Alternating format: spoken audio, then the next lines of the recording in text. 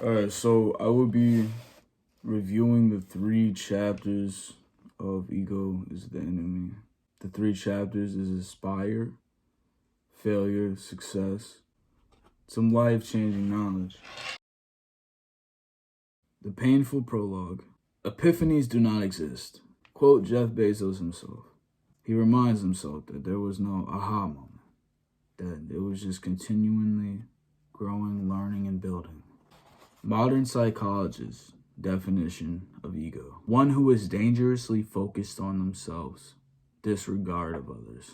Common definition for egotist: an unhealthy belief in our own importance, arrogance, and self-centered ambition. If you start believing in your own greatness, it is the death of your creativity. Staying comfortable is what keeps ego around. Be humble in my aspirations. Be gracious in my success. Be resilient in my failures. Starting with Aspire, practice self-control, avoid temper, pleasure, and pain. Be driven by a strong sense of purpose instead of ego. You see, ego seeks validation. Confidence is silent. Action and education beat status and validation. Play the long game. See, most people just talk. That's all they do. They get a new goal, they get a new idea, whatever it may be. They talk about it. Yap. They don't actually just don't tell nobody. They don't keep it a secret to themselves and just work on that shit silently. Because you see, silence is confidence. When you talk, you get nothing done. If that was the case, if talking worked, then I would have stuck with therapy. Talking doesn't work. Actions speak louder than words. Remember that. To be or to do. I didn't take much notes on this because it was fairly simple. All it was really saying was practice what you preach. If you say you do this, if you say you're this person, well, you best well preach it. You best well do what you say you do. Aspire, become a lifelong student. Becoming a lifelong student, continuing your education for the rest of your life. Just because you graduate high school, you graduate college, or you get some type of trade or whatever it may be, your education is not done. Because the day you say, oh, I'm done learning, you died. You died inside. Now you're living in ignorance. Now you're living in stupidity. You're living in comfort because you don't want to continue your education for whatever reason. Maybe it's laziness, or maybe it's ego. Aspire, don't be passionate. Passion is for pussies. Be real and rational. Just because you have a passion about something doesn't mean the economy of the world is going to agree with it. Aspire, follow the canvas strategy. Being on team below. Once you clear the path for others, you will clear a path for yourself in the process. Be humble, say little, and do much. You'll learn a lot from solving diverse problems. A person who clears the path controls the direction. The takeaway? Delay gratification by helping others. Aspire, restrain yourself. Be slow to anger. Be patient. No matter how much someone pisses you off, in the end, it's probably not worth it. You have some bullshit that happens to you and you want revenge. I know what that feels like. You want revenge. And the best way to take revenge is to not do any harm physically. Now, you can mentally take revenge by improving yourself and forgetting about them and letting them hold power over you. Even if it's in public, if someone pisses you off, remain in your frame. Because emotions are temporary. And a lot of the times, impulsive anger especially, will do you no good and only harm. Because let's say if you whoop somebody's ass, you knock them out, now they're pressing charges, now you're in jail. And it's like, was that shit really worth it? Aspire. Get out of your own head. Ignore the temptations that will make you feel important. Ignore the talk that will make you feel good. There is no one to perform for, just lessons to be learned and work to be done. The takeaway would be stay present and get your head out of the clouds, especially in conversation. So stay conscious. Meditation helps with this. Stay conscious with other people. Aspire. The danger of early pride. A proud man is always looking down below him. And of course, as long as you are looking down, you cannot see what's above you. Pride leads to arrogance, which takes away humility. If you cannot swallow your pride, you cannot lead. The arrogance part, I kind of struggled with sometimes. I used to be very obese. So I was like 300 pounds at 16. I lost all that weight. I started building muscle. I started looking good. I'm seeing my abs. My abs. Girls are starting to look me down and up type shit. It's hard not to be arrogant at times. Reading this book, at first, my ego was pissed off from reading it. I'm not even gonna lie. The more I started to study and the more I started to really look into it, take notes, study the people around me too, I'm like, yo, everyone has an ego. Especially women. Y'all got egos. Y'all have never been told knowing y'all's whole life. Social media grooms your ego 100,000,000,000%. Aspire. Work, work, work. If y'all know Ice Cold JT, he says, wherever your attention goes, your energy flows. Well, it's true. Wherever you decide to put your energy is what you will accomplish. If you get horny and you put your energy into that, you will accomplish it. Simple. You want to become a millionaire or something, start a business. Wherever you put your attention and your energy into is what you will get out. You get the point. Working is pushing through pain. Every time you are sitting down to do work, think to yourself, I'm delaying gratification. I am passing the marshmallow test.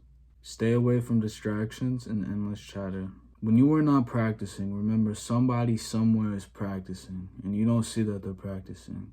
You don't see that they're working. They're going through the same stuff you're going through. When y'all come down to fight, he will win, and you will see all the internal battles he fought with himself, and he won. He won with himself, and then he won against you. Make it so you don't have to fake it. There's this saying, make it until you fake it, trick it, and, whatever other saying is. Why would you want to have to fake it? Now, I can see having a good mindset before you start going to the gym and getting ripped and jacked. You can tell yourself, like, I'm ripped, I'm jacked, I'm ripped, I'm jacked. What would a ripped and a jacked dude do? What kind of food would he eat? What kind of exercises would he be doing? How does he talk? How does he walk? How does he act? You can ask yourself those questions. But if you're just like, oh, I'm going to fake it until I make it, but then you don't actually take the action to make it, you're just fake. You're just a pussy, to be honest. So why the fuck would you want to fake it when you can just make it? Like I said, it's good to ask those questions of the person that you aspire to be like, but don't just fake it and not do any action. Make it so you don't have to fake it. The takeaway. Work, work, work until you die. There is no end zone. Aspire. For everything that comes next, ego is often the enemy. I'm going to be the best version of myself. I'm going to do this for the long game, no matter how brutal it might be. On to the next. Failure. Nowadays, a lot of people have this bad connotation against failure. Failure is actually a great thing. Failure means you were trying. The only way you truly fail is if you die or if you quit. And I don't know about you, but I ain't quitting. I ain't quitting, bruh. So I'm going to have to die. That's the only way I fail.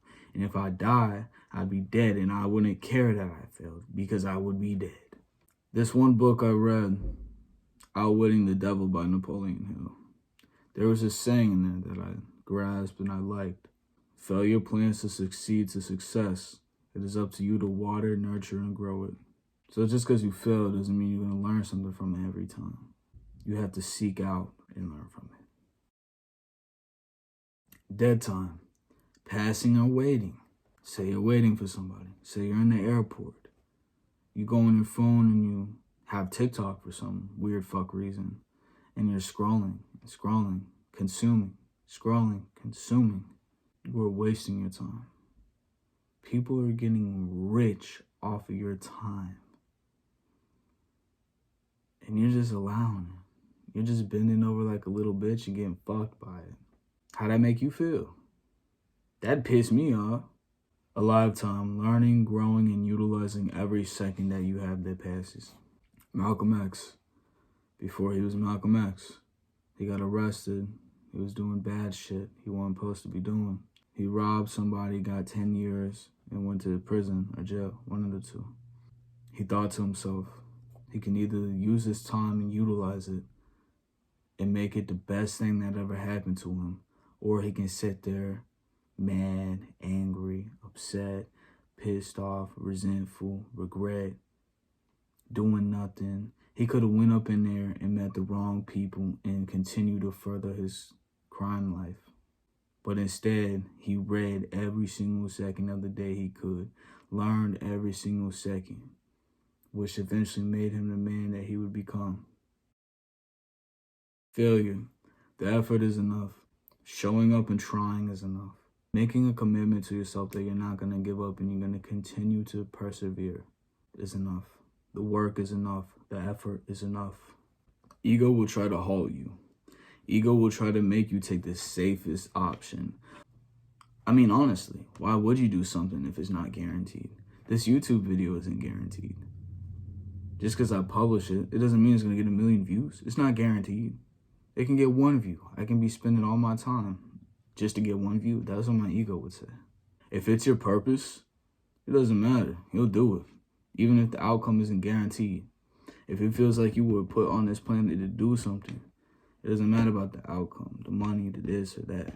That's what ego says. That's what wanting to be validated says. Once I release this video, I've done my part. It's up to y'all if y'all like it. Success is the peace of mind knowing you tried your best. Now, when I first read that, the first story I thought of was Mike Menser. He lost, I think, against Arnold. But in his book, he was saying,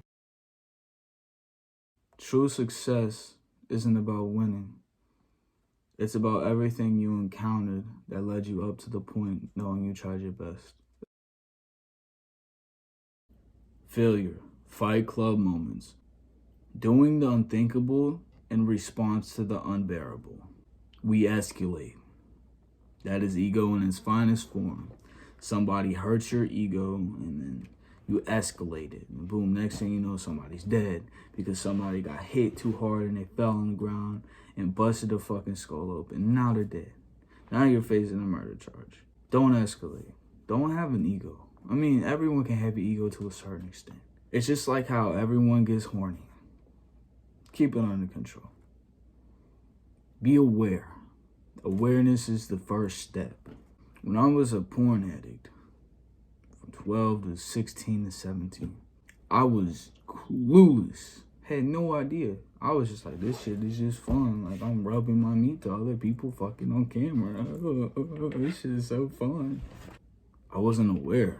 As soon as I became aware about NoFap, improving yourself, and the bad, negative side effects of pornography use and masturbation, I was like, oh shit, I gotta change. Awareness is the first step. Draw the line. Ego asks, how do I prove to everyone that I'm as great as I think I am? Shit happens. Are you gonna make it better or better? Most bullshit is temporary. I really like this part. Recovery is not grand. It is one step in front of the other, continuing. So if anyone that's watching this is still struggling with porn addiction or whatever it may be, one step in front of the other. We're not perfect. Just one step. You made a small improvement. Pat on the back. Great job. Ego thinks embarrassment and failure is more than what it is. Rational good emotions will lead to rational good decisions. Takeaway. He who fears death will never do anything worthy of a living man. You have an internal scoreboard and an external scoreboard. So let's say you were an NFL star. You were, say, Patrick Mahomes. You, by everyone's standards, you were considered successful. You have a Super Bowl and other awards, MVPs, whatnot, right? You are considered successful. But internally, hold yourself to higher standards. Let's say if you win a game, but you did 3 or 4 things wrong that could have made the game turn and you could have lost. You need to feel bad about that. Because externally, everyone's like, you won, go, good job, like, let's go. But internally, you know you got lucky, bro. You need to hold your internal scoreboard higher. Society's standards shouldn't be your standards. So winning is not enough. Subtract ego. Others' opinions don't really matter as much. It's not about what you can and can't be doing. It's about what you should and shouldn't be doing. So that is the characteristics of a great person. Holding yourself to a higher standard. I will show you a picture on the screen of what I used to look like with no standards.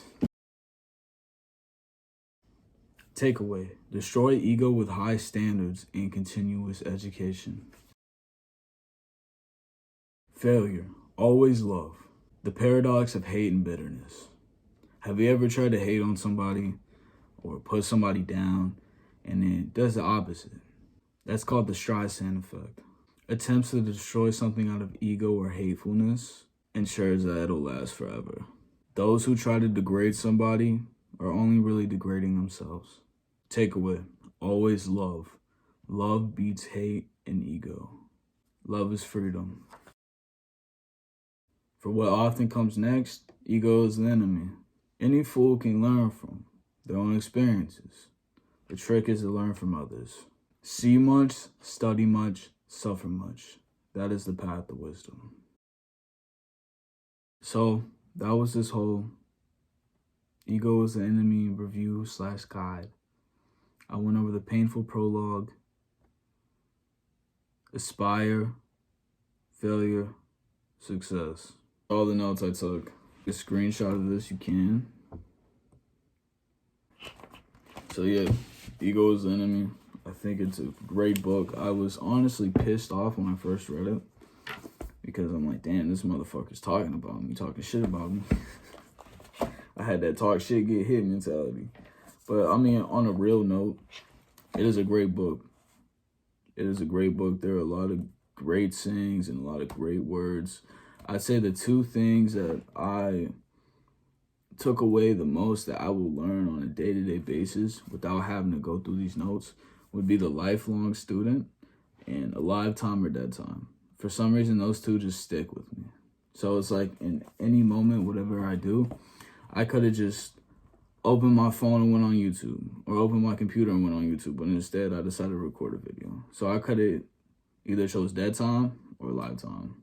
I mean, of course, it depends on what I decided to watch on YouTube, but a lot of the times the algorithm is set up to where you get stuck and you are just consuming without will, consuming without consent, really. But yeah, Ego is the Enemy. It's a great book. Highly recommend it. It pissed me off at first. It's just a lot of valuable information, but yeah. Have a great and have a blessed day. I love you.